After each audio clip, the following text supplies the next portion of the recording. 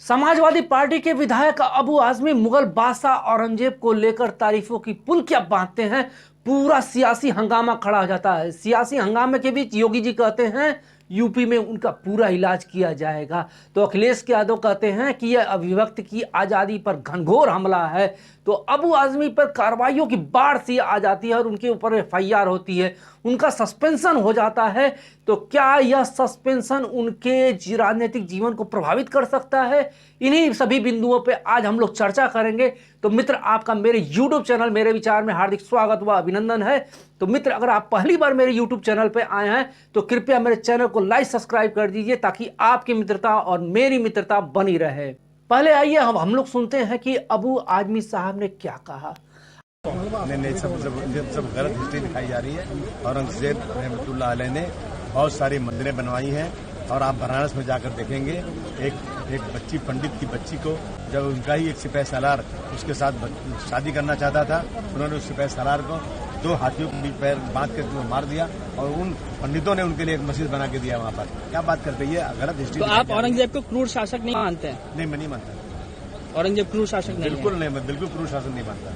अबू आजमी ने कहा कि औरंगजेब क्रूर शासक नहीं था, उसने अपने शासनकाल में भारत को सोने की चिड़िया बनाया था। और उन्होंने यह दावा किया कि औरंगजेब ने कई मंदिर बनवाए और उसका और छत्रपति संभाजी महाराज से कोई धार्मिक युद्ध नहीं था, बल्कि यह सत्ता का संघर्ष था। और सपा विधायक ने कहा कि उस समय राजा सत्ता और संपत्ति के लिए संघर्ष करते थे।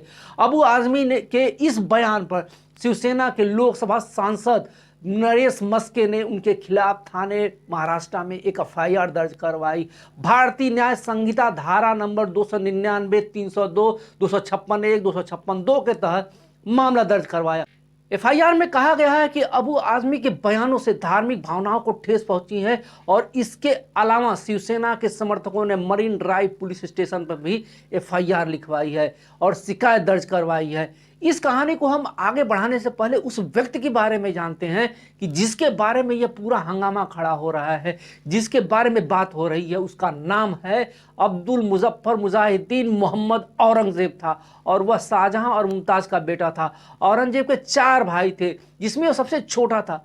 उसके 3 और भाई थे। पहले भाई का नाम दारा शिकोह था, दूसरे का नाम शाह शुजा था, तीसरे का नाम मुराद बख्श था। औरंगजेब ने 1658 से लेकर 1707 तक करीब 49 सालों तक शासन किया और उसने सत्ता पाने के लिए अपने पिता शाहजहां को कैद करा दिया और अपने भाइयों को मरवा दिया। औरंगजेब की एक असहिष्णु नीति थी की वजह से मुगल साम्राज्य का सबसे कट्टर शासक माना जाता था और उसने अकबर के समय में बंद किए हिंदुओं पर लगने वाले जजिया कर को फिर से चालू कर दिया था और प्रमुख मंदिरों को तुड़वा दिया था। इसमें काशी विश्वनाथ मंदिर, सोमनाथ मंदिर, चिंतामणि मंदिर शामिल है। इतिहासकार इरफान हबीब अपने किताबों में तर्क देते हैं कि औरंगजेब ने अपने पिता को बंदी बनाया और अपनी गद्दी के लिए अपने भाइयों की हत्या करवा दी। वह हिंदुओं से नफरत करता था। वह हिंदुओं से नफरत की वजह से नहीं बल्कि अपनी ताकत दिखाने के लिए मंदिर को तोड़ता था। जहां जरूरत पड़ती थी वहां बनवाता भी था। उस समय हर राजा अपने साम्राज्य में मंदिर को स्थापित करते थे और फिर दूसरे राजा इन्हीं मंदिरों को गिरवा देते थे और अपनी ताकत का एहसास करवाते थे। औरंगजेब के उस समय सेना में सबसे ज्यादा हिंदू उनकी सेवा में थे। वह चाहता तो सभी का धर्म परिवर्तन करा देता, लेकिन ऐसा उसने नहीं किया। उसने सिर्फ अपने दुश्मनों का धर्म परिवर्तन करने के लिए मजबूर किया।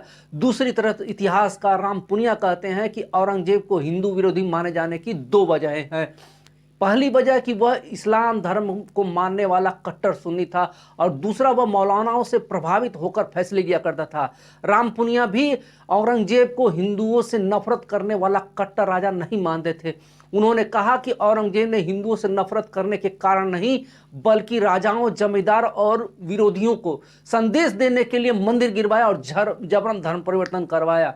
इस विवाद की उत्पत्ति उस मूवी से हुई जिसका कि नाम छावा है। इस पर अबू आजमी से विचार मांगा गया तो उन्होंने अपने विचार दिए। छावा किताब के लेखक शिवाजी सामंत अपने बुक छावा में जिक्र करते हैं कि संभाजी मराठा साम्राज्य के संस्थापक छत्रपति शिवाजी के बेटे और साम्राज्य के उत्तराधिकारी थे। शिवाजी की मृत्यु के बाद वह मराठा साम्राज्य की गद्दी पर बैठते हैं और 1681 से लेकर 1689 तक उनका राज्यकाल रहता है। उन्होंने अपने कार्यकाल के दौरान मराठा और मुगलों में सबसे अधिक संघर्ष हुए। तब मुगल साम्राज्य के शासक औरंगजेब था। एक तरफ संभाजी किसी तरह दक्कन में मुगलों के प्रसार को रोकना चाहते थे, दूसरी तरफ औरंगजेब किसी भी कीमत में मराठा साम्राज्य को खत्म करना चाहता था।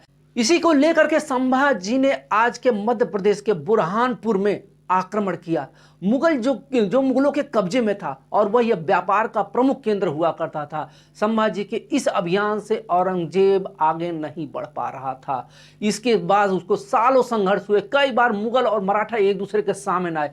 आखिरकार 1 फरवरी 1689 को औरंगजेब ने धोखे से संभाजी को कैद कर लिया और औरंगजेब ने संभाजी को कई दिन तक यातनाएं दी और फिर 45 दिन बाद उनकी हत्या कर दी। औरंगजेब ने किस प्रकार से क्रूरता की, संभाजी को किस प्रकार से मारा, इसके लिए आप मूवी छावा देख सकते हैं।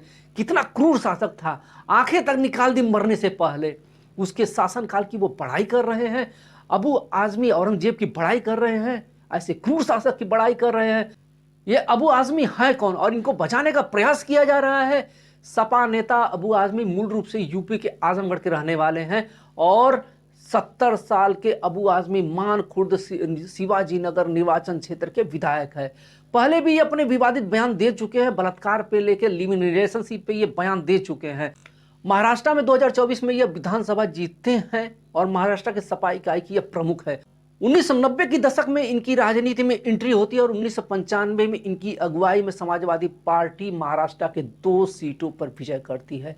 अबू आजमी 2002 से 2008 तक राज्यसभा के सांसद रहे। 2009 में लोकसभा का चुनाव लड़ते हैं लेकिन गुरुदास कामत से ये हार जाते हैं। लेकिन साल के 2009 के अंत में महाराष्ट्र विधानसभा का चुनाव होता है और एक बार ये फिर विधायक चुन लिए जाते हैं और इन्होंने खुर्द शिवाजी नगर से और भिवंडी दोनों सीटों से चुनाव लड़ते हैं। लेकिन मान खुर्द शिवाजी नगर से सीट जीत जाते हैं। 2014, 2019, 2024 के चुनाव में इन्होंने एक बड़ी जीत हासिल की। अबू आजमी का यह संक्षिप्त इतिहास था। यह महाराष्ट्र में सपा के प्रमुख नेता हैं और सपा हमेशा जो करती है केवल एक विशेष वर्ग को खुश करने के लिए ही करती है। शायद इसी सोच के कारण अबू आजमी ने यह अपना बयान दिया, लेकिन यह बयान उनको उल्टा पड़ गया है।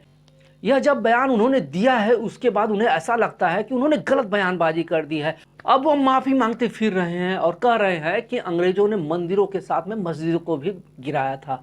अगर वह हिंदुओं के खिलाफ होता तो 34% हिंदू उसके साथ ना होते। उसके शासनकाल में भारत की सीमाएं अफगानिस्तान से लेकर बर्मा तक पहुंची हुई थी और उसका कुल जीडीपी पूरे वर्ल्ड की जीडीपी का 24% था। और भारत औरंगजेबों के समय में सोने की चिड़िया कहा जाता था और इसे हिंदू मुसलमान एंगल से नहीं देखना चाहिए था। बुधवार को अबू आजमी को राज्यसभा विधानसभा से निलंबित कर दिया गया। वे 333वें विधायक बन गए। जब अबू आजमी को निलंबित किया जा रहा था तब बजट सत्र चालू था और उन्हें शेष बजट के लिए निलंबित कर दिया गया है। सत्ताधारी पार्टी भाजपा और एनसीपी और शिवसेना शिंदे गुट ने उन पर देशद्रोह का आरोप लगाया है। विधानसभा में उनकी सदस्यता खत्म करने की मांग की गई है। विधानसभा से निलंबन करने की यह एक